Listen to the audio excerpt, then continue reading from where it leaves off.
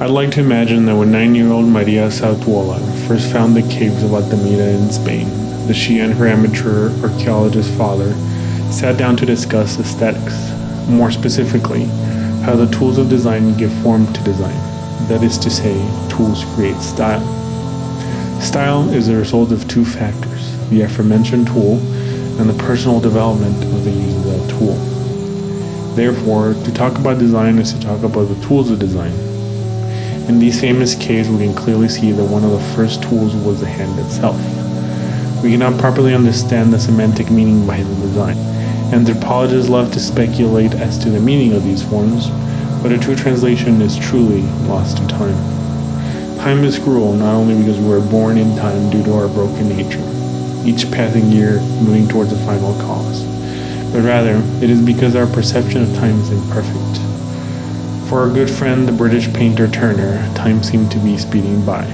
By the year 1760, the Industrial Revolution started ushering a new world. A world that we don't quite associate with Baroque music, a musical form which communicates an elegance the Western world had crafted since the fall of the Roman Empire. Bach died in 1750, 10 years before the established date of the Industrial Revolution. These 2 points, the beginning of the modern industrialized world and the highest pinnacle of the old, coincided but were a brief moment. Today, however, when we conceive of these 2 points in time, we think of 2 separate and unrelated worlds. This misconception about human progress is not just a contemporary phenomenon. When the Enlightenment looked at the Romans, they saw what they wanted to see. In those times, the intellectual fashion was the rational, the symmetrical, the orderly. So they conceived that the Romans thought as they did, designing their letters with complicated rational mathematical schemes. The greatest 2 examples of Roman lettering is the inscription at the base of the Trajan column and a poem inscribed at the tomb of the children of Pompeius Justus Sextus along the Appian Way, one of Rome's oldest roads. The design is elegant but not pompous. It is a succinct portrayal of Roman ideology, grand yet practical. The Enlightenment conception of what the Romans did was best exemplified in the Roman du Roi, the King's Roman, a typographic design of pure rationality, perhaps too much rationality. Quoting from Luc Devois, the design of the letter forms was the work of the Royal Academy's Bignon Commission as part of its investigation of a French typography and printing for the compilation of the description of the arts and trades in France. The committee's designs were engraved by Louis Simonot. The typography was manufactured by Philippe Grandjean, who took the liberty with his type to moderate the cold geometry.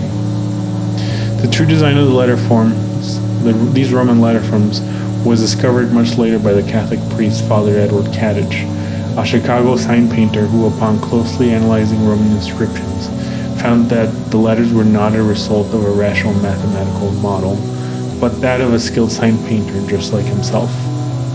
The serifs of the Romans showed evidence of a tool. You can see this evidence in the letter forms splattered around the ruins of Pompeii.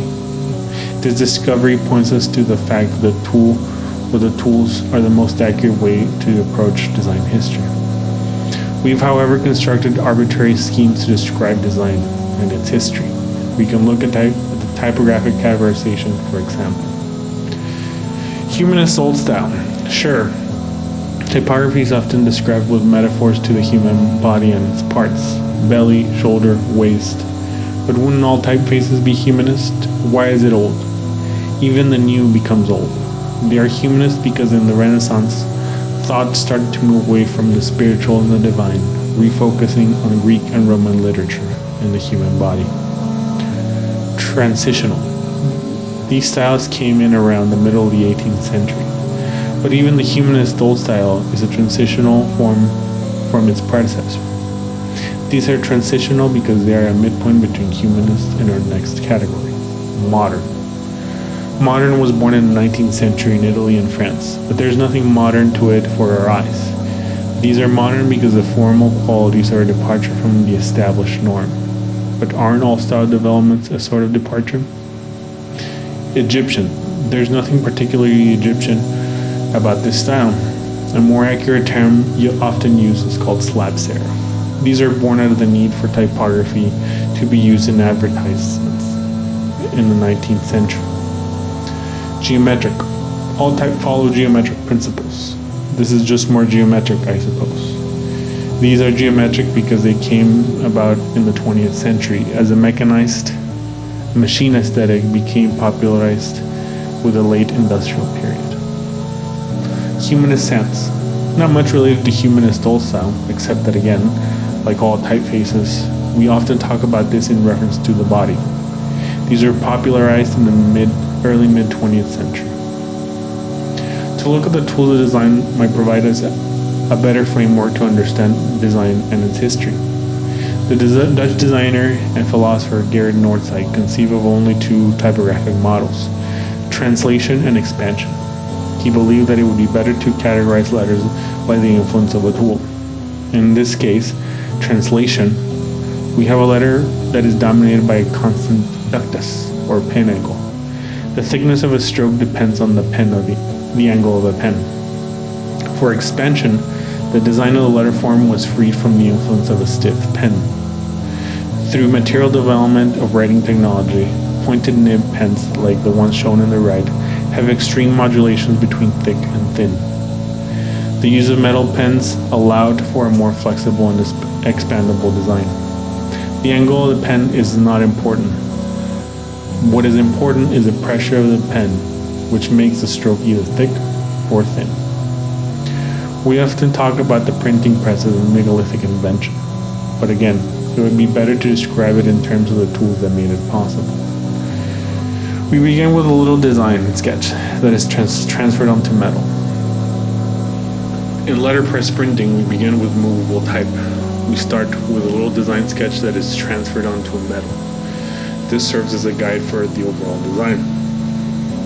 A punch made of a hard metal, which consists of the interior negative space of a letter, is hammered onto a softer metal.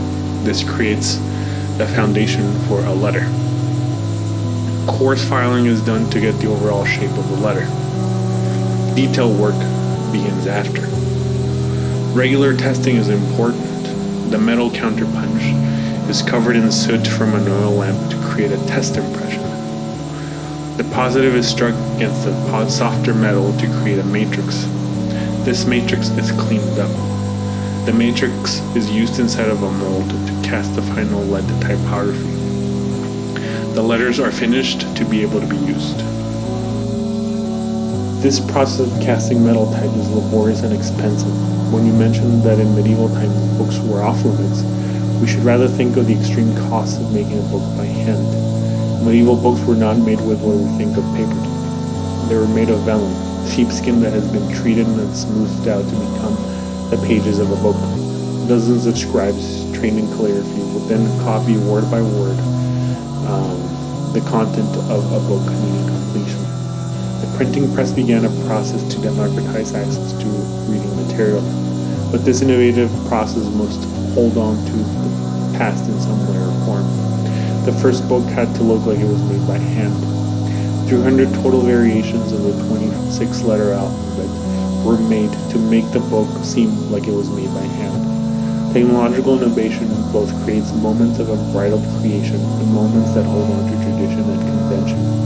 In the Hypnerotomachia Polyphily by Aldous Manutius, we can see an experimental layout, but again, set in a typeface that was meant to imitate the handwriting of scholars of the Enlightenment period. There is always a push and pull between technology, tradition, and innovation.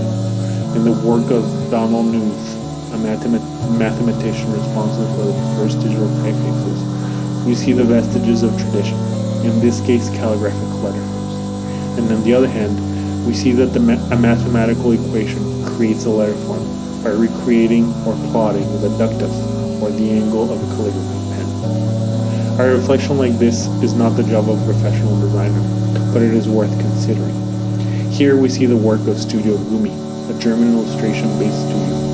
Was this ashtray designed using production techniques of the 80s and 90s? The ink and paper textures, gradients, and color offset might make us think it is.